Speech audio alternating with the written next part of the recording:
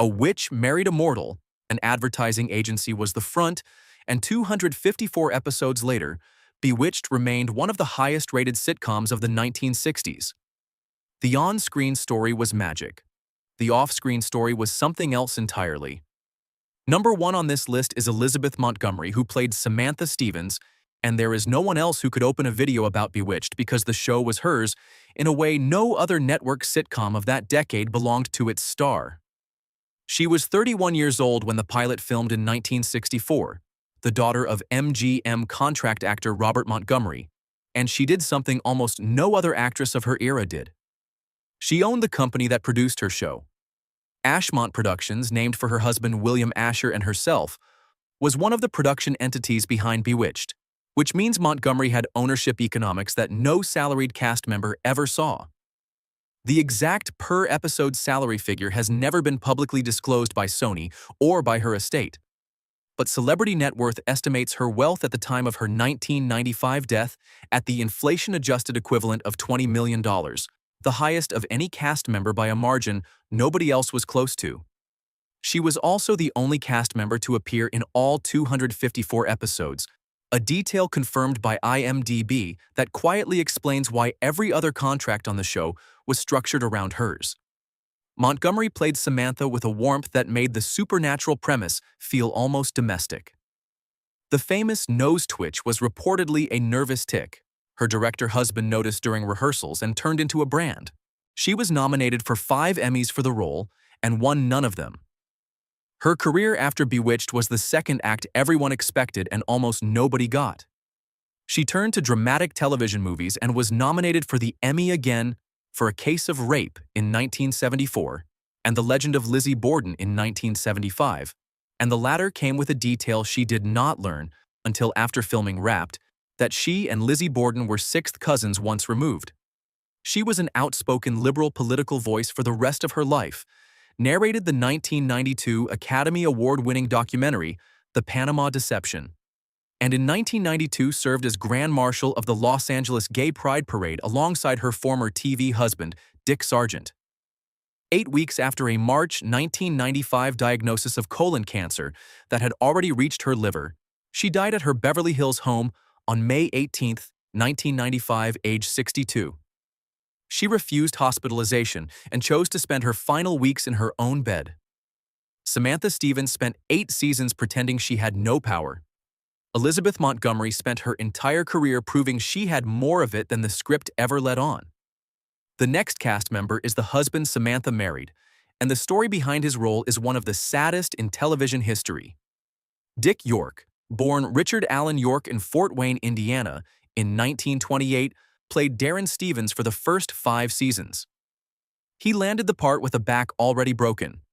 While filming the 1959 Western They Came to Cordura with Gary Cooper, York was on a railroad handcar when one of the men playing wounded soldiers grabbed the lever he was lifting, and the muscles along the right side of York's back tore loose. The injury became a degenerative spinal condition that worsened every year of Bewitched.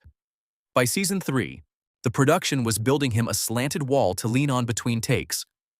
By season 5, scripts were being rewritten so his character could spend entire episodes in bed or on the couch because York could no longer stand.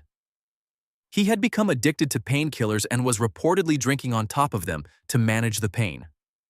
In February 1969, while filming an episode called Daddy Does His Thing, he collapsed on the set with a 105-degree fever after 10 days on antibiotics. He was hospitalized and never returned to the show. According to public reports summarized on Quora, the studio offered York a reduced salary in exchange for fewer episodes during the negotiations that followed, and when those broke down, he was dropped from the cast entirely. The financial fall was severe. Reports describe York as agentless and uninsured because his agent had reportedly failed to register him with the Screen Actors Guild, leaving him without union health benefits during the years he needed them most. He spent the 18 months after his collapse bedridden in a haze of prescription painkillers. From 1983 to 1985, he managed small guest spots on Simon & Simon and Fantasy Island, then retired entirely. He spent his final years in Rockford, Michigan, bedridden and on an oxygen tank. From that bed, he founded a charity called Acting for Life, which raised money and supplies for the homeless using nothing but his telephone. He died of emphysema complications at Blodgett Hospital in East Grand Rapids on February 20th, 1992, age 63, a three-pack-a-day smoker who had often smoked on the Bewitched set. His wife, Joan Alt, remained with him from 1951 until his death, a 41-year marriage that survived the addiction, the bedridden years, and the loss of the career. Darrin Stephens never quite got the last word on his own show. Dick York spent his last decade making sure his last words were the ones that actually mattered. Next is the woman who made every Darrin scene harder, on-screen and reportedly off, and the story of how she may have died is the most disturbing detail in this entire video. Agnes Moorehead played Endora, Samantha's witch mother, the one who refused to forgive her daughter for marrying a mortal she could only ever bring herself to call Durwood. Moorehead was 63 years old when the show began. By that point, she had already been nominated 4 times for the Academy Award for Best Supporting Actress, and she was widely considered one of the great character actresses of the studio era. She had been part of Orson Welles' Mercury Theater.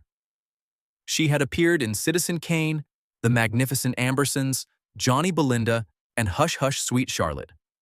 She told the New York Daily News in 1965 that she did not particularly want to be identified as the witch. She was nominated for 6 Bewitched Emmys and won none.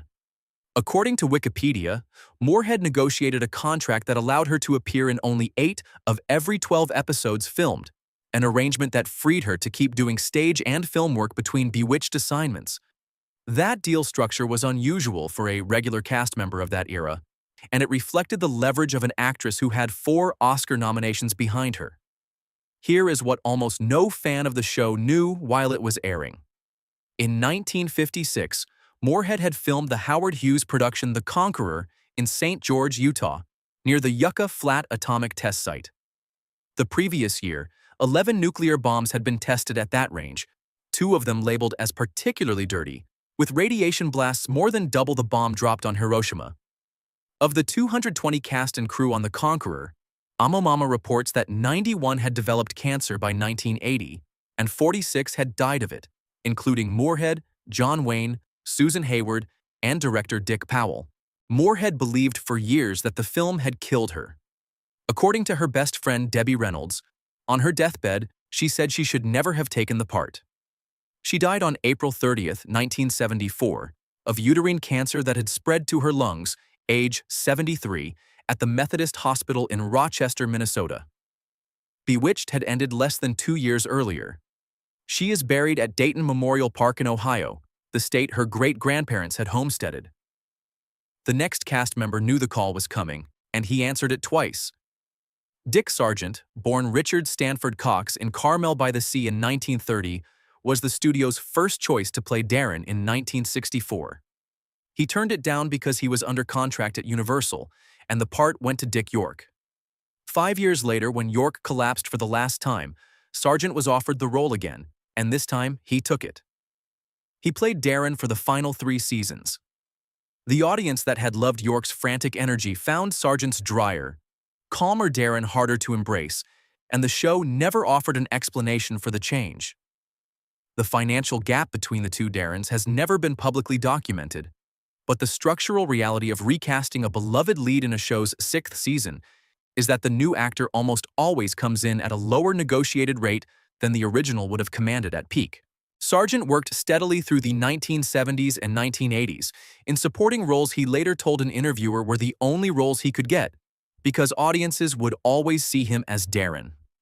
On National Coming Out Day in 1991, at age 61, Sargent publicly declared his homosexuality. He cited the suicide rate among young gay people as the reason and called himself a retroactive role model. He had already been diagnosed with prostate cancer 2 years earlier, and tabloid papers were beginning to suggest he was secretly suffering from AIDS. He addressed the rumor directly, telling Entertainment Tonight that he was HIV negative, and adding that if he had been positive, he would have worn the badge as proudly as everybody else who had it. In June 1992, he served as Grand Marshal of the Los Angeles Gay Pride Parade alongside Elizabeth Montgomery. He died of prostate cancer on July 8, 1994, at Cedars-Sinai Medical Center, age 64, with his partner of 3 years, Albert Williams, beside him. Darrin Stephens spent 8 seasons asking Samantha to be someone she was not. Dick Sargent spent his last 3 years insisting on being exactly who he was. The next cast member appeared in more episodes than anyone except the star, and the worst day of his life happened 27 years after his first one on the show. David White, born in Denver in 1916, played Larry Tate, the advertising agency owner whose loyalty changed direction depending on whoever happened to be standing closest. White appeared in 170 of 254 Bewitched episodes, second only to Elizabeth Montgomery, a count documented by Bewitched History Book and IMDb. He was a Marine Corps World War II veteran and a working Broadway actor who had been a smarmy character man in the 1957 film Sweet Smell of Success before Larry Tate became the role of his career. The exact per-episode rate of his contract has never been publicly disclosed. Has anyone watching this ever lost a parent or a child to violence? If so, what David White did with his next 2 years will land differently than it does for the rest of us. White's wife Mary had died in 1958 of complications from her second pregnancy, age 35, leaving him to raise their 2 young children alone. During the show's run, he asked the writers to give Larry Tate's son the name Jonathan, after his own son. The fictional Jonathan Tate appeared in episodes for years. Subscribe to Primetime Family because what happened to the real Jonathan White is the kind of detail that explains why this channel exists. On December 21, 1988, Pan Am Flight 103 was destroyed by a Libyan-planted bomb in its forward cargo hold while flying at 31,000 feet over Lockerbie, Scotland. All 259 people aboard died, along with 11 people on the ground. Jonathan White, age 33, an accountant, was one of the passengers. 2 years and a day before his own death, David White lost his only son. Friends of the family, quoted in the Bewitched history book, said publicly that the heart attack that killed White on November 27, 1990, age 74, was the medical name for what had actually been broken since the bombing. He was interred at Hollywood Forever Cemetery alongside his son. Larry Tate built his career on saying yes to whoever was loudest in the room. David White built his life on saying it quietly to the 2 people he loved, and lost both of them, and did the work anyway. The next cast member built a career out of being the funniest man at every party, and died alone in his bed at 55. Paul Lynde, born in Mount Vernon, Ohio in 1926, played Uncle Arthur, Endora's prankster brother, in 10 episodes between 1965 and 1971. Mel Brooks once said Lynde could get laughs reading a phone book. He was the center square on Hollywood Squares from 1968 to 1981, voiced Templeton the Rat in Charlotte's Web in 1973, and starred in 2 failed sitcoms of his own. Here is the financial detail that most viewers never knew. The Paul Lynde Show, which aired in 1972 immediately after Bewitched ended, existed because Elizabeth Montgomery and William Asher's Ashmont Productions still owed ABC 2 more contracted Bewitched seasons. Rather than make those, Ashmont offered ABC a Lynde sitcom in lieu of the unfinished commitment. The Lynde Show was canceled after 1 year. Lynde lived publicly as a perpetually frustrated bachelor, and privately as a gay man who could not safely be out, in an industry that would not have employed him if he had been. He told his friend Bruce Valanche the closet was the only door he was ever allowed to walk through. He was arrested for public intoxication and altercations across the country, including in Salt Lake City in 1978 outside a gay bar, an incident that ended his run on Donnie and Marie. On the morning of January 11, 1982, after he failed to attend a dinner with friends, he was found dead in his bed in his Beverly Hills home. The coroner ruled the cause as a heart attack on the night of January 9th. He was 55. The death was attributed to decades of substance abuse. Uncle Arthur made every entrance an event because that was the only way he knew how to be seen.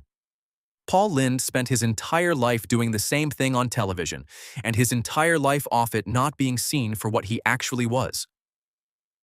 Number 7 on this list is the man who made Shakespeare a bewitched joke, which is something only an actual Shakespearean could do. Maurice Evans, born in Dorchester, Dorset, England, in 1901, played Samantha's father Maurice, the Shakespeare-quoting warlock who insisted his name be pronounced Ma-Reese. The joke was that Evans himself pronounced his real first name as Morris, and the writers built the entire character around the inversion. He played Hamlet on Broadway 283 times, a record that has stood for nearly 100 years. He won an Emmy in 1960 for his television Macbeth. He played Dr. Zaius in Planet of the Apes in 1968 and Hutch in Rosemary's Baby in the same year. Evans appeared in only 12 Bewitched episodes across the show's 8 seasons, a recurring rather than contracted regular arrangement, with the per-episode rate undisclosed. He became an American citizen in 1941 and served as a major in the United States Army during World War II, running entertainment for the Pacific Theater. After Bewitched ended, he kept working in guest spots through 1983, then returned to England to die. He passed away on March 12, 1989, in a Sussex nursing home, age 87, of heart failure following a bronchial infection. Maurice always entered with verse and exited with a flourish. Maurice Evans entered the American stage with Shakespeare and exited a Sussex nursing home with quiet, 87 years later, in the country he had left at 25. Number 8 on this list is the only living adult cast member from the original Bewitched run, and the story of how she stayed sane is the story of how almost no other child star did. Erin Murphy played Tabitha Stephens, Samantha and Darrin's witch daughter, in 103 episodes from 1966 to 1972. She was 2 years old when filming started. She is 61 today. The reason Bewitched cast Erin and her fraternal twin sister Diane to share the role had nothing to do with how alike they looked. California's child labor laws restricted the number of hours a single minor could be on set, and casting twins effectively doubled the production's available shooting time. As the sisters grew, they began to look less alike, and Diane phased out of the role while Erin continued. Per-episode salary for either twin has never been publicly disclosed. Here is the financial detail that matters more than any individual paycheck. Under California's Coogan law, child performers are entitled to have 15% of their gross earnings deposited into a court-supervised trust account that they cannot access until age 18. The remaining 85% has historically been controlled by parents or guardians, with no legal requirement that any of it be preserved for the child. Many child stars of the 1960s and 1970s reached adulthood to discover the 85% was gone. Murphy's parents retired her from the business after Bewitched ended in 1972 rather than continue auditioning her, which was unusual for child stars of that era and likely protected her financially and personally. She turned down a part on the Waltons immediately afterward to attend Girl Scout camp. As an adult, she has worked as a casting director, makeup artist, fashion stylist, motivational speaker, and as a stunt and photo double for Virginia Madsen and Melissa Leo. She has been married 3 times and has 6 sons. Tabitha never quite fit into the mortal world or the witch one. Erin Murphy made her own. Next is the actress whose Emmy arrived 10 days too late, and the speech that accepted it on her behalf is one of the saddest moments in the history of the awards. Marion Lorne, born Marion Lorne McDougall in West Pittston, Pennsylvania, in 1883 was 81 years old when Bewitched cast her as Aunt Clara, the doddering, doorknob-collecting witch whose spells almost never worked. Lorne had been a working stage actress for 50 years before American audiences ever knew her face. She and her late husband, the playwright Walter C. Hackett, had run the Whitehall Theatre in London together throughout the 1920s and 1930s. Hollywood used her sparingly, beginning with her 1951 film debut in Hitchcock's Strangers on a Train when she was 67. The doorknob collection that defined her character was a fictional invention of the writers. After it appeared on screen, fans across America began mailing real doorknobs to her apartment. She kept many of them and brought them onto set as props. Lorne appeared in 27 Bewitched episodes across 4 seasons, with a per-episode rate undisclosed. She died of a heart attack in her Manhattan apartment on May 9, 1968, age 84, 10 days before the Emmy ceremony. She had been nominated for the Outstanding Supporting Actress in a Comedy Series award. She won. Elizabeth Montgomery accepted the trophy on her behalf and said only 2 words, "They know," and that was the entire speech. An Emmy that arrives 10 days too late is still an Emmy.